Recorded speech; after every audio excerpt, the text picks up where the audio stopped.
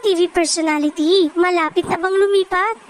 Isang bagong blind item ang umiikot ngayon sa social media at maraming netizen ang napapaisip kung sino ang tinutukoy.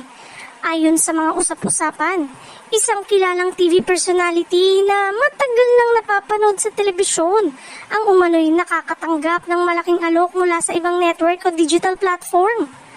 Sinasabing matagal na raw pinag-iisipan ng naturang personalidad ang susunod na hakbang sa kanyang karir.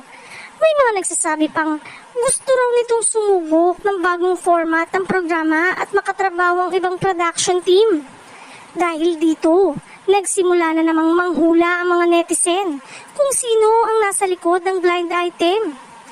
Gayunpaman, hanggang sa ngayon ay wala pang opisyal na pahayag mula sa sinumang personalidad o network na maaaring may ugnay sa mga kumakalat na usap-usapan.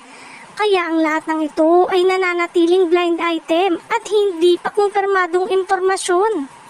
Para sa mga taga-subaybay ng showbiz, mas mabuting hintayin ang opisyal na anunsyo bago maniwala sa anumang espekulasyon. Sa panahon ngayon, mabilis na kumakalat ang balita sa social media, pero hindi lahat ng nababasa ay agad na maituturing na totoo.